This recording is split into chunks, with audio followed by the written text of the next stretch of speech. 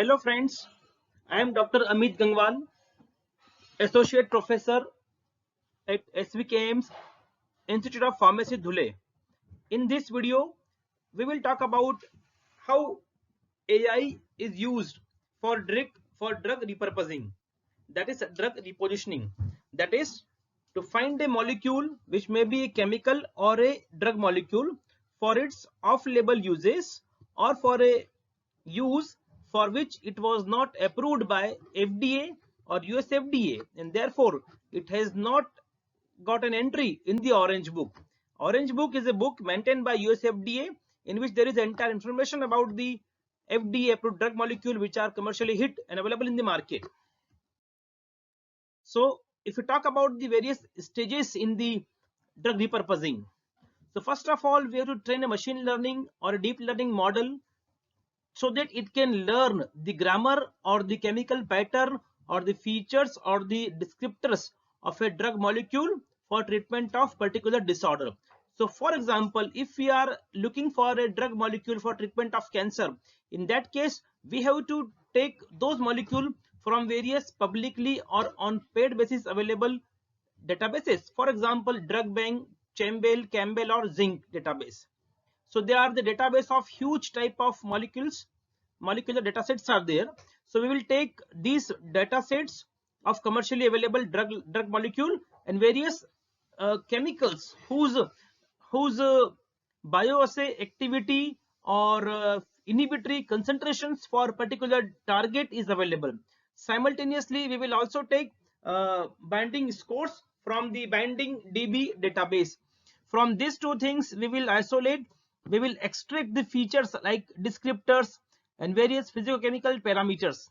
Pharmacological data will be taken and various data like melting point, their inhibitory concentration, that is IC50, EC50 value, that is biological assay value, Lipinski's 5 parameter, all this will be taken.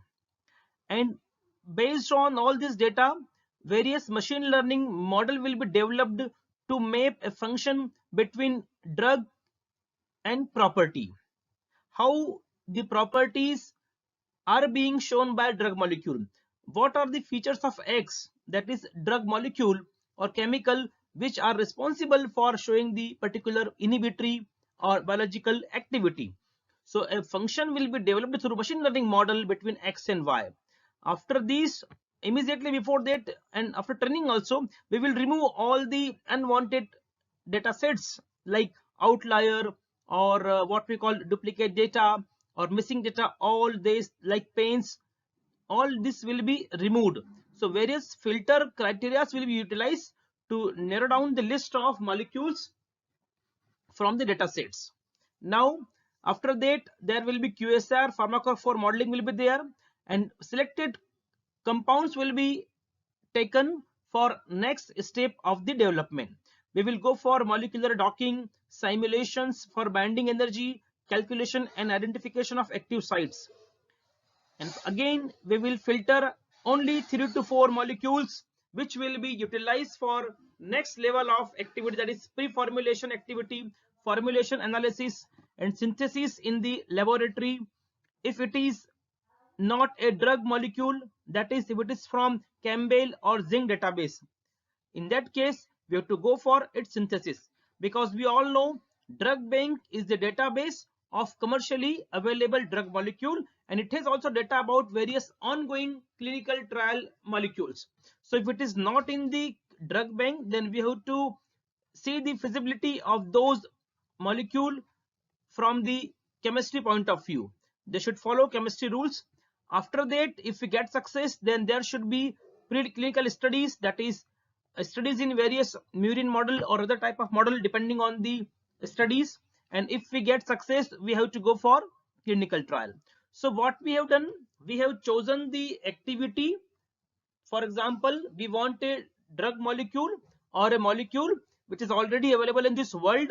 It is not de novo drug designing. It means there is no molecule synthesis from scratch, but we are exploring, we are crawling, we are mining the data sets for available drug like molecule or a drug molecule or a failed drug molecule from viewpoint of its activity against cancer. If we talk about cancer, right? So first we will select few molecules which are proven against cancer treatment and which are having cell lines inhibitory activity from various databases. We will try to isolate the features, so using various software. So for example, you got around 5,000, 6,000 or 2,000 features or descriptors. Then based on empirical data, experience, and based on various available data and other sources, we will finalize only 50, for example 50 to 60 features or the descriptors, and these 50 features are directly helping in mapping the function between x and y. X means features of the input and y means y means dependent variable.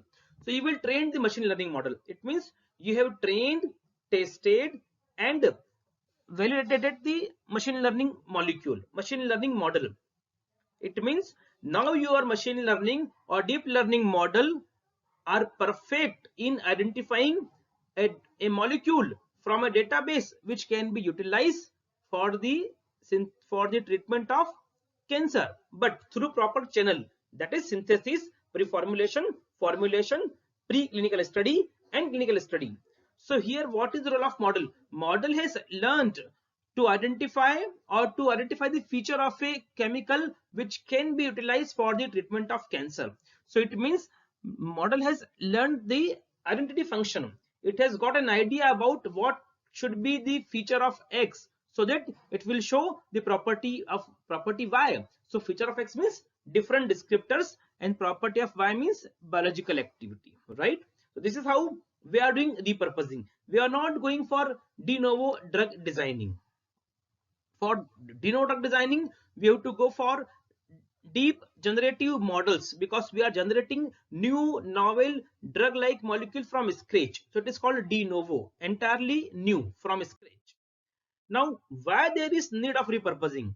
As I told you in earlier videos, there are two ways to do drug discovery, either de novo or repurposing. De novo means you are finding a new molecule from scratch, that is through generative type of deep learning model. And at present till date, the mastery in developing new drug like molecule from deep learning point of view is only with autoencoder and its various types, that is variational autoencoder, adversarial autoencoder, and GANs, that is generative adversarial network. So it is costly affair. We all know drug discovery is a costly affair. It takes around 12 years and 2.6 billion US dollar. But imagine if you have a system which tells you test this particular molecule and you may get success. It is called repurposing. So it is repurposing, repositioning. That is, you are identifying new application, new use, new indication of already proven or commercially available or blockbuster drug molecule. So it will take only few months and not that much amount of effort, money, and energy to conclude through various testing that this particular drug like molecule or compound or commercially available molecule can be utilized for disorder B. Why disorder B? Because it was earlier approved for treatment of disorder A. So through off-label testing, it is recommended for repositioning or repurposing. So what are the major benefits of repurposing route compared to de novo or entirely new drug discovery system? Number one, ready to use innovator drug molecule. You have all the data available with you because the drug is in public domain, it is commercially available. It means it has tested, it has qualified all the prerequisites of the US FDA or particular regulatory bodies. So ready to use innovator drug molecule which has survived all stringent tests before seeing the light of the day. Clinically approved drug, so huge saving in terms of cost, time, energy, and other resources. There is need of only abbreviated clinical trial. You have to perform clinical trial only in shortened version, in a short manner, only for those type of studies for which you are going to use it for another disorder. So for example, one drug is metformin. It is used for treatment of diabetes. And if there is some investigation, it can be utilized for treatment of cancer also. So in that case, you have to test only on cancer, that too for clinical trial phase 2 or 3. So you can skip in a scientific manner as per government guidelines those stringent steps. So here it saves your time. So once it is done, it leads to faster and safer access to patients. Directly one can start preclinical investigation for off-label indication, as I told you. So general scheme of repurposing approach for searching a compound for diabetes mellitus treatment using AI. So suppose there are few molecules but not for diabetes treatment. So you have to mine, you have to search compounds or compound from that huge database through machine learning. So how you will start? So first of all, you will select proteins for diabetes. So there are various reasons and receptors for treatment or for the I mean the etiological factor of diabetes. So first we will choose, for example, only one type of protein. Then we will take FDA approved drug molecule from drug bank, and or we will take those molecules from Campbell or Zinc database which have been proven inhibitory activity in vitro for that particular genes or protein or receptor which is responsible for causing diabetes. So through AI you will feed this data, that is data of diabetes receptor and agents or the drug molecule active against that receptor. So based on various criteria you will filter the molecules and you will select only few molecules which are highly promising based on highly mappable features. Now after this you will again get highly filtered molecule. So further drug molecules will be filtered which are not promising. So in this way 54 anti-diabetic drugs you will get, for example, for repurposing. So again, in earlier example, in earlier flowchart, we have seen how to use a machine learning model to mine a database to search a compound or a available drug molecule for treatment of cancer. Here we have done same performance. We are showing you same infographics, but for diabetes. So what we have done? So for example, there are 5 different proteins or targets responsible for diabetes. So we will choose any one of them. Then for that particular protein target, we will choose commercially available drug molecule and chemical compounds or biologically active compound from Campbell or drug bank or Zinc. Then we will train a machine learning model. While training, we will try not to go for a model which is overfit or underfit. It means we will make a model which can identify the databases in future for finding a molecule which can be used in an investigational manner for treatment of diabetes. So what will we do? We will select various features of those drug molecule, the features which are causing them active against diabetes. After that, we will train the machine learning model, and model will learn to map X with Y. X means drug molecule or input, and Y is output or the biological activity or binding affinity or other parameter which are responsible for measuring how perfect a drug molecule can be for treatment of diabetes. So after training the model, it will be tested through various testing measurement, or then it may be validated, and finally through various machine learning performance yardstick or indicators the performance of this model will be tested. Some famous or generally used performance indicators are specificity, selectivity, MCC. Then we have R square, Pearson's coefficient correlation, and cross entropy for deep learning models, and so on.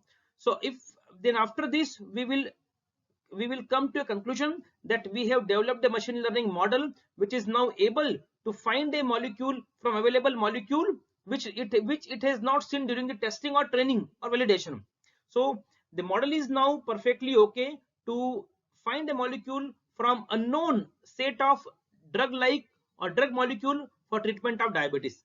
So this is repurposing. Repurposing means to find a new application, sorry, to find new use, new indication of already available chemical in this world.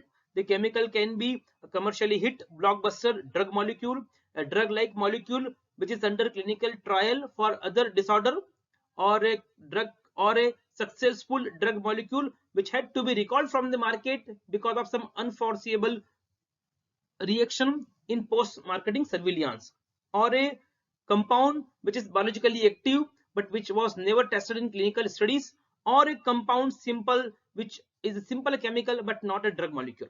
In this way we can do the study for repurposing.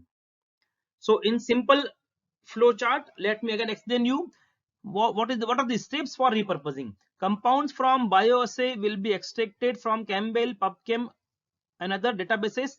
Extraction of pharmacophore or features or descriptors. On the basis of above descriptors, machine learning model is developed from drug bank. FDA approved drugs were tested, will be tested against above trained and tested machine learning model.